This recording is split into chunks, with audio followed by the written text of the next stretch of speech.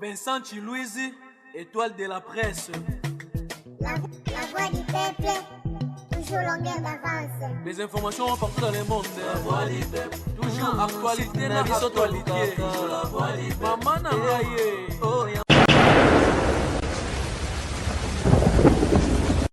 Voilà, merci Nababone Nabiso tout à la voix du peuple. Nengi na ebsaki bino tozala partout place information gozala tous la bino information na source oyo tout eza na sebiso to robimisa ngona mpoasa. Lelo toza bongo en direct na aéroport ya Njili. En direct yego ya mbabongo les grands mopa au quadra koramane. Je pense que torozo ba image tout comment rokita toro miko sala pe interview moro na muta me repesa ba point de vue et puis toro tchape micro to reposer quelques questions et pas Kofi Olom idée je pense qu'on va répondre biso pe na ba question na biso. Un grand merci déjà à Dada Olungo na Suisse pour la benga raé maman sociale merci aussi à Vincent Chilouizi. Un grand merci aussi à notre président de l'île Jo Beni. Merci aussi à Oscar Marie tout millionnaire à Gonde, sans oublier à Kalo Boutique Pomba ya Swag charge ya Mboka Molati ya Congo. Je pense que Gilles Vazolandon derrière la caméra tout tambola vraiment tout sur interview plutôt que tanakati tout sur comment le grand mopa o ba te belé bazela ki o ba cheki ba condamnation marambe belé je pense que azo kita dans quelques minutes à tout ça déjà dans l'aéroport Yanjili en direct. Merci vraiment tous sur ba éléments comme ça on se retrouve.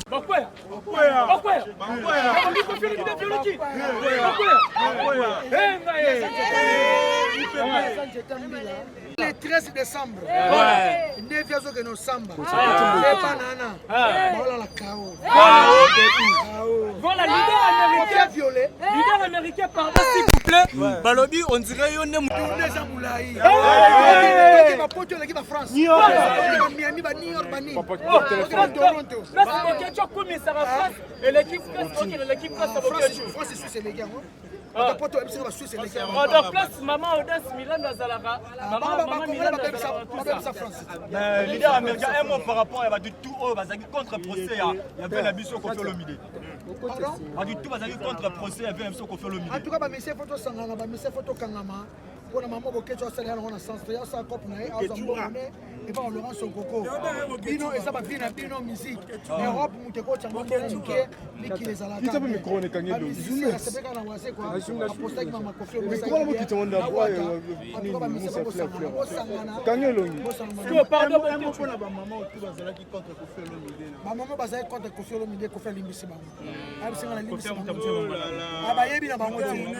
Un mot par rapport à concert dimanche mais ça va bête mais ça va sakana bato encore bato so bakase ba beti ve muta bato tu bota langa partout to kuta dimanche le 31 octobre na terrestre bobina babado bobina benzora babi ba Kimi Fikine po zamba e bala munene akena kera mu KGD abeta stade de martyr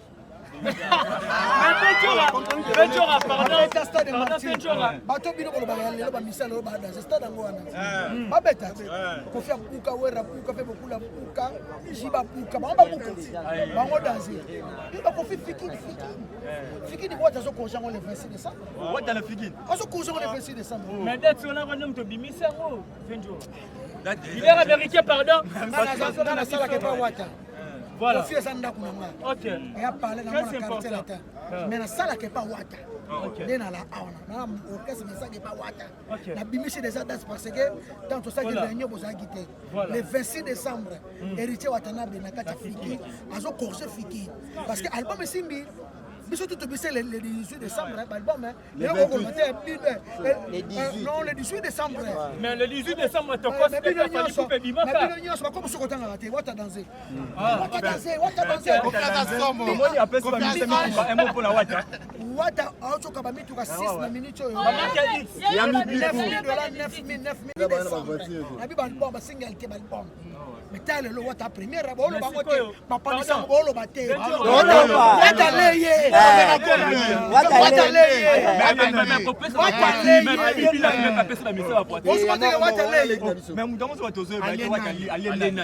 allez papa Woso avocat na ngama ta toni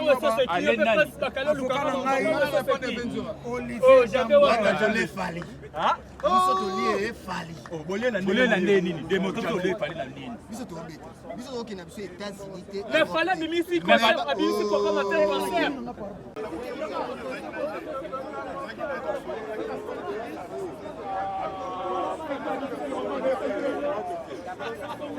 Voilà, Mathieu Bosch, je pense que tu as un rapport à dire.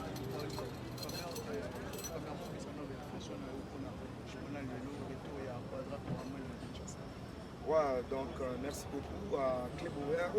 La voix du peuple. Donc merci à Patron Chaîne Oyo. Donc si je suis là, et d'abord je suis content parce que l'artiste est le musicien de notre pays, Kofi Olomide. Et Azoso Madana Kalati Tozo Zanae. Au moins les lots, il faut topper sa valeur à Kofi Olomide. Parce que ma mission Bélé Sibaki, tout ce qu'il y a d'abord qui est Kofi Olomide. Il y a un moment où il y a Zaki Pena Nessem, on a Soukoli, on a Latif Fashion. Donc je suis là pour nous et Amba na esengo nyonso Kofi Olomide wazali dabuki azali kon ya musique ya voilà. Mais impression par rapport à l'impression et ce que je peux dire les lelo nous là des Congolais to l'humanité. Moni lelo ebisanga lelo yo bato bafundi Kofi soki bakani Kofi asali kashu. Kaka Congolais roya mawa ezalaki koya fallait ka batika eno photo lingalaka ya solo moni même lelo baconcert ezosimba te ezaka biso bacongolais nde tosala ti mundela ye baplan na biso tomemaka bango tosalaka donc photo lingana ya solo bacongolais tolingana ya solo ekosala vraiment bien et surtout Kofi amisie monene ya mboka lelo apesa bato ebele vie malgré ta musungana tozwa te mais Kofi Olomide lelo azobokola bato ebele aza na batravailleur ebele okolinga ndenge nini bakanga Kofi mpo yozwa nini likambo nyonso basololaka likambo nyonso bayokaka aza mutu aza père de famille aza mutu mpo aza na famille na ye aza na bana si ya quelque chose si ya un problème faut kobenga musicien bosololi keke boke bofundi abeti 10 ans na kasho abeti 8 ans donc eza pasi oyo ezalaki na mitema bacongolais lelo lokwa bayesi biso Kofi azoya fallait kaka toya et puis on signalé la bato after you arena les 31 déjà na GD to fêter kaka Kofi Olomide ozaka Kofi ato betino you arena de ça le lot to ngala biso ba millionnaire na biso to zaka na biso a na ba chetemba na biso donc ma mutu les gars bien quoi donc ba congolais to tika ki mutema mabe Kofi aza musicien ya mboka na biso idéologie ya ba combattant c'est bien. On a parmi bateaux na mbaki président d'honneur à combattre qui est Laurent Soukouko. Idéologie est bien, mais to yeba ndenge ni osela ngo. Lelo ba mission so ba yeba bengi ba combattre to sulula. To yeba neni to kosala. Est-ce que boko bomba moto te? Faut to mema ngo ka ndenge tozo mema wana. Non. Toza ba congolais to yokana to sulula. Parce que yebisanga lelo yuare ne betite. Ya Kofi Olomide. Est-ce que li pekiti? Est-ce que bana ba ofuta minerval te? Est-ce que mboka bongi rien donc changement ezaki to kutana biso tout seul parce que so ba combattre bazara en place bazar ngana yo to ba chronique sika to ke potote to sa ba vite donc to tika musique ezonga la poto et ko sala bien ba combattre ba boke chule ya Laurent Sokoko ba tutu to kutana ba mission to solo la to ba qu'est-ce qu'il faut pour qu'il congolais et mata biso pe to yeba na so makasi à niveau international et ça la bien pour ma carrière là-dessus. Voilà. Message moro clé. Non, ce que je peux dire en tout le monde, donc au Uruguay, ça la solo, tous les artistes congolais, il y a solo et ça la bien et surtout, parce que bateau balongola biso na ba souci, na ba concert na bango, na ba musique na bango, donc ils ont ça la vraiment bien. Et on a lancé la Kofi Olomide na biga hotel nga Double King. Pas de soucis, pas de distraction. Les gens de l'album, au Batbazo, c'est les Zoya. You are in ça dans le logo. Il y a un net à bêta Zénith, Olympia, Chetema, Banidon. Le rôle est l'équipe, Tozo Zelasco légende avec Double King Kofi Olomide. Et puis je vais demander à tous les artistes et musiciens congolais bolingo ezala ya solo. Totika bolingo na ba 12 na ba mamité mamabe et ça là vraiment bien. Weranson, Jibin Piana, Fali, Ferregola, Fabrigas Maeso, Félix Oazekwa, tout le monde, bah Ibrator, bah Inosbi, bah Gaz Fabilis, bah Gaz Mawete, Tolinga la Poko Mouemata, bah Bina Fili, bah Zamwa Ebele, et ça là bien, surtout génération na biso Zoya, Totika Marambo, parce que tu auras raté Bélé. La profité n'a pas Sarah, merci parce que vous avez la maman trop. Ayuyu Kaboui, merci beaucoup. Je salue les millionnaires congolais, Arsène Toya, Bambote Bele, il y a Jimmy Belaou, il y a Gauthier Mascotte. Napesino Bambote Bele, voilà Venangaï. Et merci à Kingston Sono, les boss des millions. Merci aussi à La Joie, Amado Pichuna, Léa Dimbi, Maman Sociale et pourquoi pas Trésor Bosso. Les mannequins les plus chers et puis tous là, t'as dit sur tout le Mokolo. Tu sais que c'est mon mot, et frappe ta mode d'Adi Lukoum. Pour là, t'as pour Doctara, Nena Betty. Tu sais que c'est mon mot, et frappe ta mode.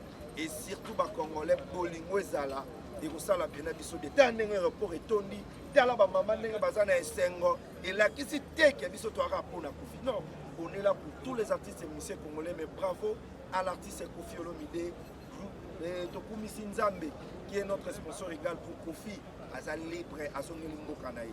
Bonne chance. Bon retour au pays à Kofi Olomide, Double King. Voilà, merci beaucoup Mathieu. Je pense que je vais vous donner encore tous mes carreaux interview.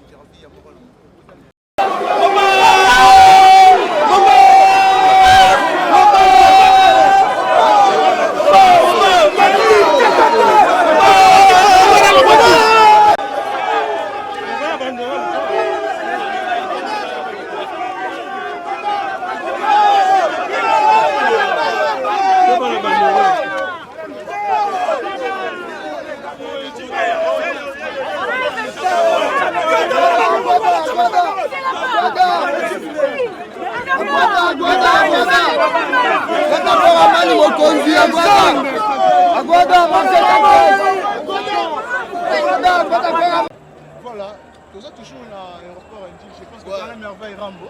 Merveille Rambo, impressionnant le logo, le contrat couramment est derrière tout. Voilà, vous comprenez que ça, on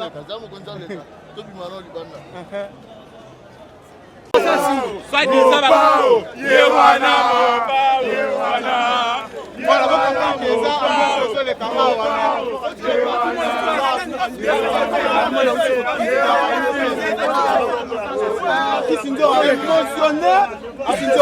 Mais émotionné par rapport au retour à Quadra pour moi. La soka somme.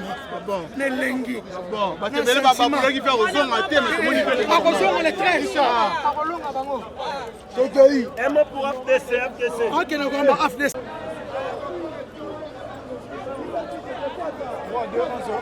Voilà, merci.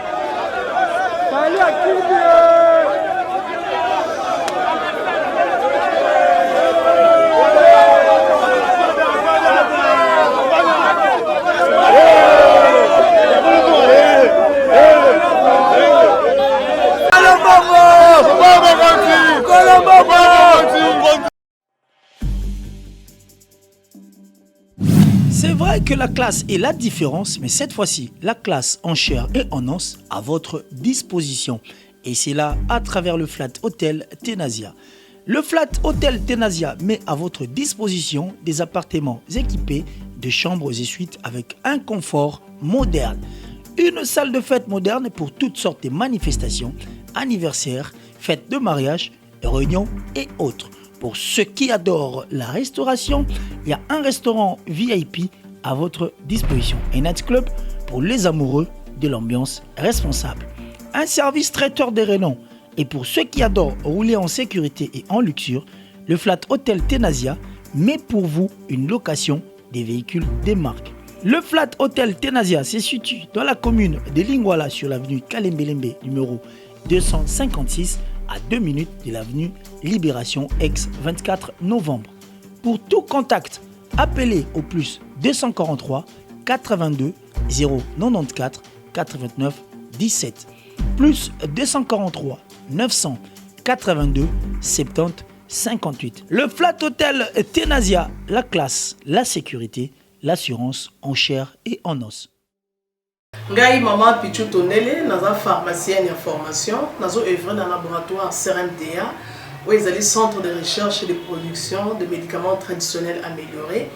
Tout est à disposition de bino cosmétiques, tout ça des cosmétiques enrichis au collagène, ils ont traité tampons, ils ont traité rides, ils ont traité poche, ils ont traité imperfection mingi ya peau. Pour ça il a un sérum sous forme de masque, tout ça des crème réparateur, ils ont réparé pour ce qu'on a un problème acné, boutons, mapalata, et puis qu'on sait un sérum où ils ont enrichi dans l'acide hyaluronique. Tous un gel douche, tous un grand format, un petit format, et ça mis à paille, ils ont adouci un peau. Tous un des cheveux. Ils ont collé sa souki, cheveux abîmés, souki ils ont quatre na pamba, souki ils ont teinte, ils ont bonissé ils ont retardé repousse ya cheveux blancs, pour ça ils ont huile na bain d'huile. Tous na crème pommade, tous na savon où ils ont accompagné gamme ya cosmétique nyonso. Tous na médicaments dans le laboratoire CRMTA, tous na pommade Diazolex, ils ont pommade antidouleur.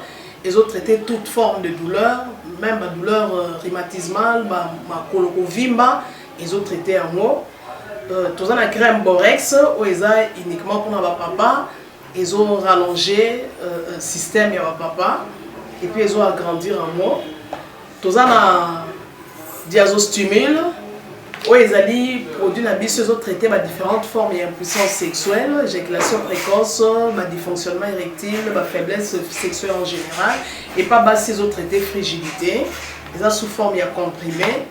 Tout ça, la Zinginalis, présenté sous deux formes, comprimé à sucer, na suppositoire, où ils ont traité différentes formes d'hémorroïdes internes et externes. Tout ça, la méamycine, où ils ont traité la levure. Tout ce qui est MIB, tout ce qui est maladie, kyste, il y a MIB, ils ont traité en eau sous forme de comprimé dans le sirop. Tout la crème méamycine, où ils ont traité tout ce qui est maladie à peau.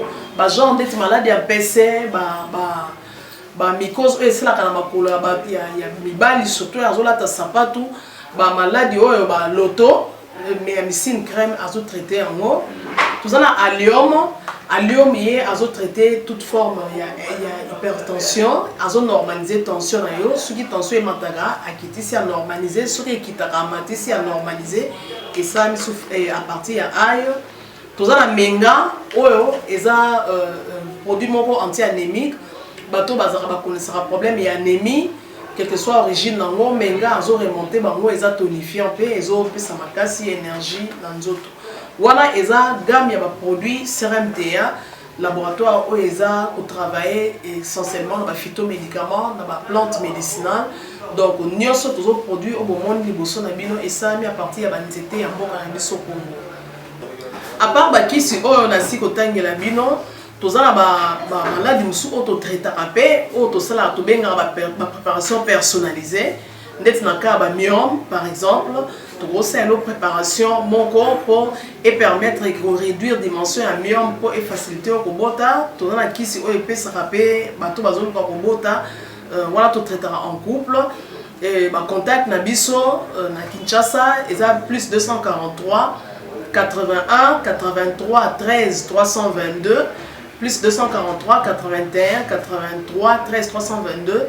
Plus 243 89 89 33 855 et Nalibanda, tous en a plus 1 514 329 12 56 plus 1 438 765 64 73. wana eza ba numéro ya contact na biso bandeko bakobenga libanda na ka ba maladie songolo pakala maladie oyo ya ba tene tondante oyo esalaka ke moto abima ba mafina na mutu to traitaka yango mpe donc kocontacte biso opose problème na yo tokoyeba plante nini oyo ekozwa solution na problème na yo.